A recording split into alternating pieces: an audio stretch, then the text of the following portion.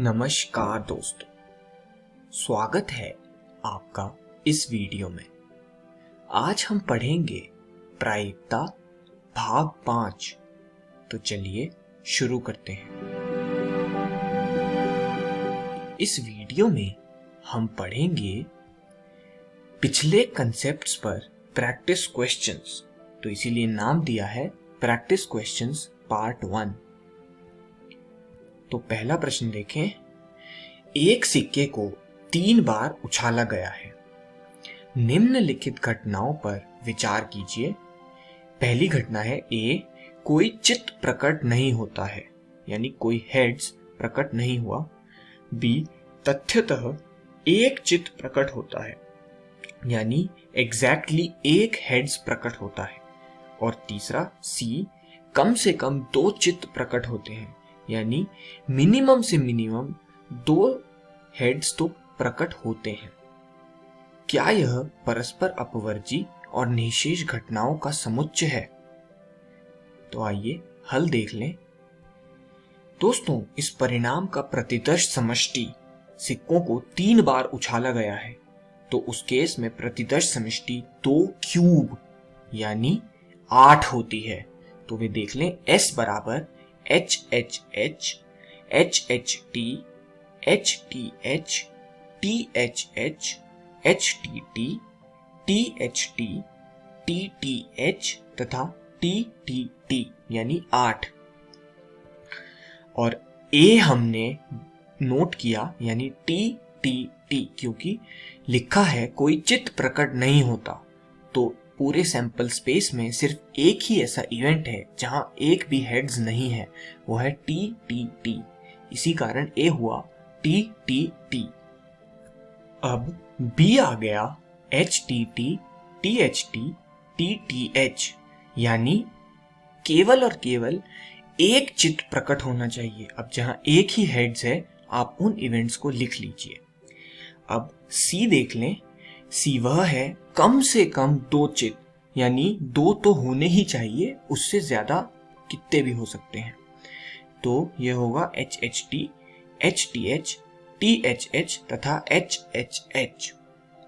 तो इस प्रकार हमने तीनों इवेंट्स लिख लिए।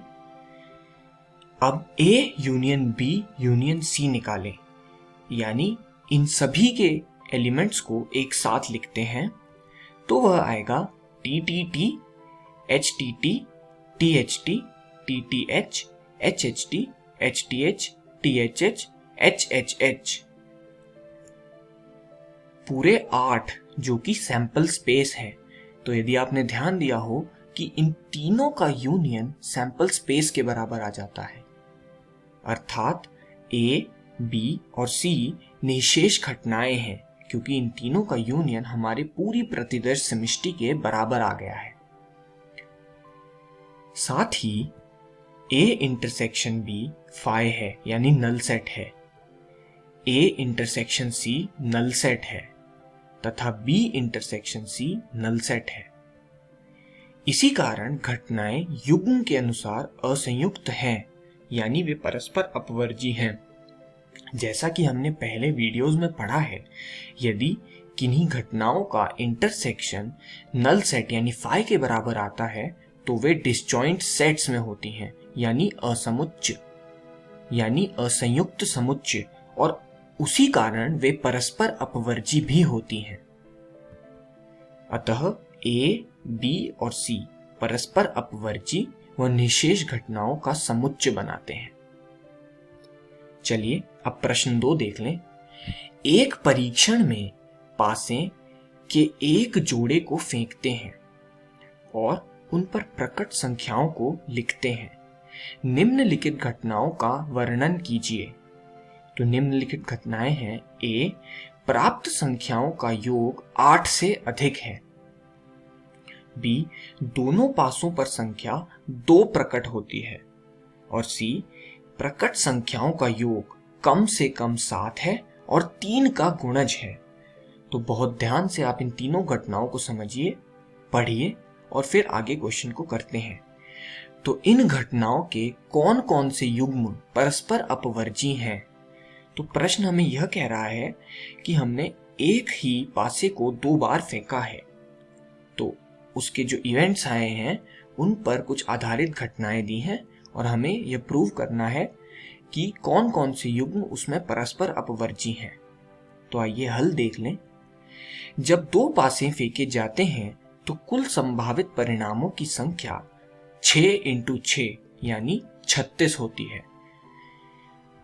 अब यहाँ A जो है प्राप्त संख्याओं का योग 8 से अधिक होंगी।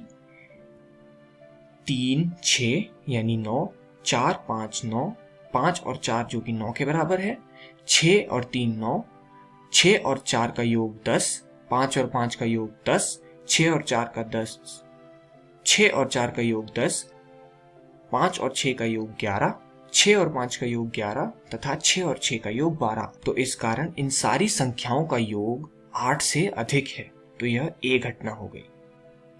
अब B देख लें, यानी कम से कम एक पासे पर संख्या 2 प्रकट होती है, यानी 1 2 2 2 3 2 4 2 5 2 6 2 2 1 2 3 2 4 2 5 और 2 6।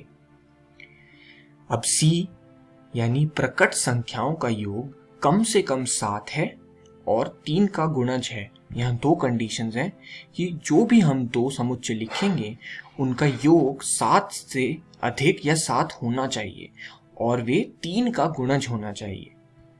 तो वे होंगी 6 3 6 3 5 4 5 4 6 और 6।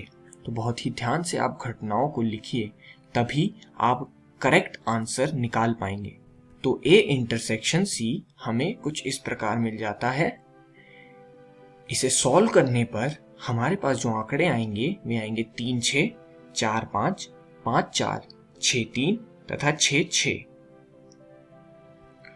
अब A इंटरसेक्शन B देखें, जो हमारे पास इस प्रकार आएगा और उसे सॉल्व करने पर हमारे पास 5 आएगा।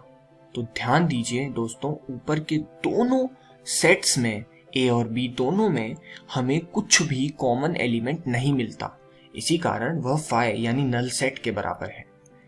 और आखिरी B इंटरसेक्शन C जो कि कुछ इस प्रकार आएगा और इन दोनों में कॉमन एलिमेंट्स भी कोई नहीं है, इसीलिए यह भी नल सेट यानी 5 के बराबर है। अब A इंटरसेक्शन भी 5 है, B इंटरसेक्शन C 5 है, इसी कारण A और B तथा B और C परस्पर अपवर्जी हैं। आइए अब प्रश्न 3 पढ़ें। 3 सिक्कों को एक बार उछाला जाता है। मान लीजिए कि घटना 3 चित्त दिखना को A से, घटना 2 चित्त दिखना और 1 पट दिखना को B से तथा घटना को C और घटना पहले सिक्के पर चित्त और 1 पट दिखना को D से निरूपित किया गया है। बताइए कि इनमें से कौन सी घटनाएं पार्ट A परस्पर अपवर्जी हैं, पार्ट B सरल है तथा पार्ट C मिश्र है। तो पहले आप चारों घटनाओं को समझ लीजिए। तो आइए हल देखें। जब 3 सिक्के उछाले जाते हैं तो प्रतिदर्श समष्टि है S बराबर HHH, HHT, HTH, HTT, THH, THT, TTH, TTT यानी 8। अब आइए A इवेंट देखें, यानी 3 चित्त दिखना, तो वह है HHH यानी 3 हेड्स। B इवेंट 2 चित्त और 1 पट दिखना यानी 2 हेड्स और 1 टेल्स, तो HHT, HTH और THH। इवेंट C 3 पट दिखना, तो 3 पट दिखना होगा TTT। तो हमने घटनाएं लिख ली। और D पहले सिक्के पर चित्त और 1 पट दिखना HHH, HHT, HTH, HTT।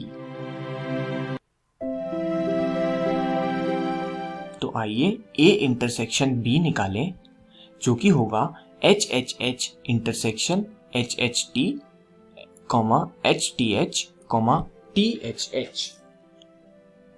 तो दोस्तों इसमें कोई भी एलिमेंट कॉमन नहीं है, तो यह फाई यानी नल सेट के बराबर है। अब A इंटरसेक्शन C निकालें तो वह होगा HHH इंटरसेक्शन TTT। इसमें भी कोई एलिमेंट कॉमन नहीं है, अतः ये भी नल सेट यानी फाई के बराबर है। अब A इंटरसेक्शन D देखें, जो कि है HHH intersection HHH, HHT, HTH तथा HTT। अब इसमें हमें दिख रहा है साफ कि HHH एक कॉमन एलिमेंट है, तो वह हम लिख देंगे। अब B इंटरसेक्शन C निकालें, वह आएगा HHT, HTH, THH intersection TTT, जो कि फाई के बराबर है। B इंटरसेक्शन D यानी HHT, HTH, THH intersection HHH, HHT, HTH, HTT, जहां पे दो कॉमन एलिमेंट्स हैं यानी HHT, HTH। अब C इंटरसेक्शन D देखें, जो कि TTT intersection HHH, HHT, HTH, HTT, जो कि फाई के बराबर है। और A intersection B intersection C निकालें तो यह कुछ इस प्रकार आएगा और वह भी फाई के बराबर है। अतः जितनी भी घटनाएं जिनका इंटरसेक्शन फाई आ रहा है वे सब परस्पर अपवर्जी हैं। अब सरल घटनाएं हुई A और C और मिश्र घटनाएं हुई B और D। तो आइए प्रश्न 4 देखें। दो पासे फेंके जाते हैं। घटनाएं A, B और C निम्नलिखित प्रकार से हैं। पहले पासे पर सम संख्या प्राप्त होना, B पहले पासे पर विषम संख्या प्राप्त होना तथा C पासों पर प्राप्त संख्याओं का योग लेस देन इक्वल टू 5 होना। निम्नलिखित घटनाओं का वर्णन कीजिए। A किंतु C नहीं, A intersection B complement intersection C complement. तो आइए ये निकालें, हल देख लें। तो S हमने लिखा है यानी प्रतिदर्श समष्टि हमें स्क्रीन पर दी गई है, क्योंकि दो पासे फेंकने की प्रतिदर्श समष्टि यही होगी। अब पहला है पहले पासे पर सम संख्या प्राप्त होना, तो वह हमने लिख ली, जो कि कुछ इस प्रकार आएगी। B है पहले पासे पर विषम यानी ऑड संख्या प्राप्त होना, तो वह हमने कुछ इस प्रकार लिख ली। सारी पहली विषम संख्याएं लिखिए और उसके साथ सारे और नंबर्स लिखिए। और C पासों पर प्राप्त संख्याओं का योग लेस देन इक्वल टू 5 होना, तो आइए वह भी लिख लेते हैं। उसका समुच्चय कुछ इस प्रकार है। अब दोस्तों A किंतु C नहीं, यानी वे सारी संख्याएं जो सिर्फ A में है लेकिन C में नहीं, जिसे हम A माइनस C बोलते हैं, तो वे कुछ इस प्रकार आएंगी। और B A intersection B complement intersection C complement, तो दोस्तों वह कुछ इस प्रकार आएगा। इस वीडियो में हमने सीखा प्रैक्टिस क्वेश्चंस पार्ट 1। अगली वीडियो में हम पढ़ेंगे प्रायिकता की अभिग्रहितीय दृष्टिकोण, घटना की प्रायिकता। धन्यवाद दोस्तों।